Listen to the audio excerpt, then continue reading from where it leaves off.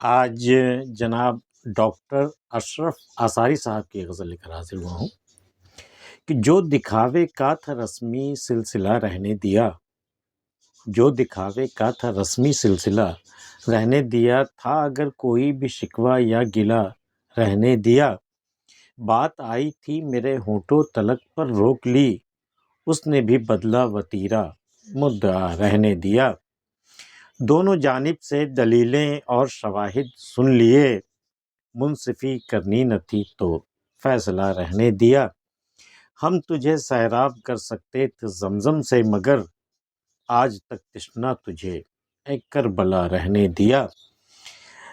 جتنی تھیں آسائشیں آسانیاں سب لے گئے، جتنی تھیں آسائشیں آسانیاں سب لے گئے، پاس میرے جو کٹھن تھا مرحلہ رہنے دیا۔ لے گئے ہم سے ہماری چیز ہر ایک چھین کر، بس ہمارے پاس یہ حوصلہ رہنے دیا۔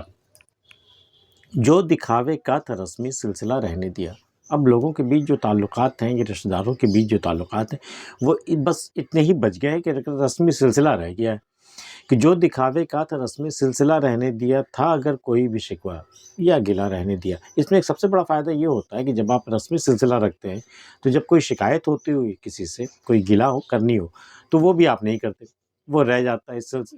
رسمی سلسلے کی بنا پر کہ جو دکھاوے کا تھا رسمی سلسلہ رہنے دیا تھا، اگر کوئی بھی شکوہ یا گلہ رہنے دیا، بات آئی تھی میرے ہونٹوں تلک پر روک لی، اس نے بھی بدلہ وتیرہ مدعا رہنے دیا۔ ہم نے کوشش کر کے جو بات میری زبان تک آ رہی تھی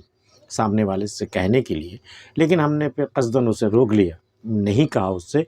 اور اس نے بھی اپنا طریقہ بدل لیا، اپنا وتیرہ اس نے بدل لیا بات کرنے کا، کہ جو اصل مدعات ہے، جس بارے میں اسے بات کرنی تھی نا، اسے آف کر دیا، اسے وہ مطلب نظر انداز کر دیا، وہ اسے رہنے دیا، باقی باتیں ادھر ادھر کی ہوتی رہیں، لیکن جو اصل بات تھی، جو اصل مدعا تھا، وہ اس نے بیان نہیں کیا، اس نے بھی بدلہ وتیرہ مدعا رہنے دیا۔ دونوں جانب سے دلیلیں اور شواہد سن لی۔ دلیلیں دلیل کی جمع، شواہد شاہد کی جمع، دونوں طرف سے دلیلیں اور گواہوں کے بیانات جو بھی تھے، شہادت دینے والے تھے، ان کے دونوں کی دلیلیں اور شواہد تو جج نے سن لیا، دونوں جانب سے دلیلیں اور شواہد سن لیے، منصفی کرنی ہی نہ تھی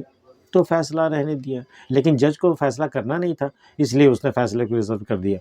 فیصلہ سنایا ہی نہیں، حالانکہ اس نے دلیلیں بھی سن لی اور جو گواہیاں تھیں وہ بھی سن لی، لیکن چونکہ انصاف کرنا ہی نہیں تھا، تو انصاف نہیں کرنا تھا تو اسے ٹھنڈے بستے میں ڈال دیا، وہ ریزرو کھاتے میں چلا گیا وہ، اس لیے انصاف نہیں ہو سکا، دلیلیں سننے کے بعد بھی، گواہوں کے بیانات سننے کے بعد بھی۔ اچھا، ہم تجھے سیراب کر سکتے تھے زمزم سے، مگر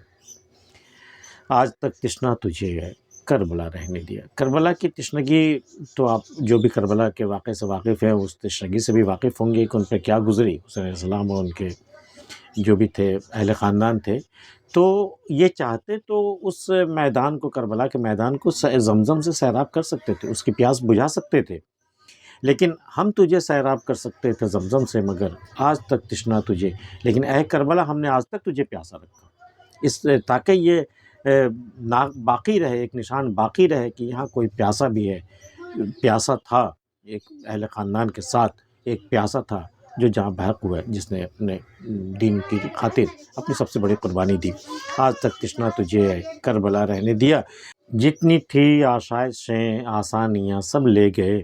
پاس میرے جو کٹھن تھا مرحلہ رہنے دیا۔ محبت میں جو بھی یہ ہوا کہ جب ہم لوگ جدا ہوئے، ترک تعلق جب کر بیٹھے، تو میرے پاس جتنی بھی آسائشیں تھیں، جتنی آسانیاں تھیں، جتنی راحت کے سامان تھے، وہ سب لے گیا، اور جو کٹھن وقت تھا، جو مرحلہ تھا، جو مشکل مرحلہ تھا، وہ سب میرے نام چھوڑ گیا وہ۔ تو جتنی تھی آسائشیں آسانیاں سب لے گئے، پاس میرے جو کٹھن تھا مرحلہ رہنے دیا۔ لے گئے ہم سے ہماری چیز ہر ایک چھین کر،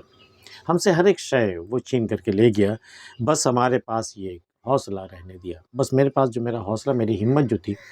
وہ چھوڑ کے چلا گیا۔ اس سے یہ ہوگا کہ جتنی چیزیں وہ مجھ سے چھین کر گیا ہے، میں اپنے حوصلے سے، اپنی طاقت سے میں وہ چیزیں پھر سے حاصل کر سکتا ہوں۔ اس لیے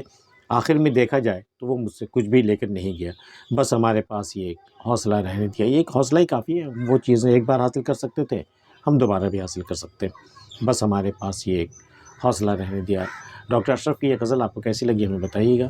اور اگر آپ نے ہمارے چینل اب تک سبسکرائب نہیں کیا ہے تو لائک اور سبسکرائب کر دیجیے۔ ملتے ہیں پھر کسی اگلی ویڈیو میں، تب تک کے لیے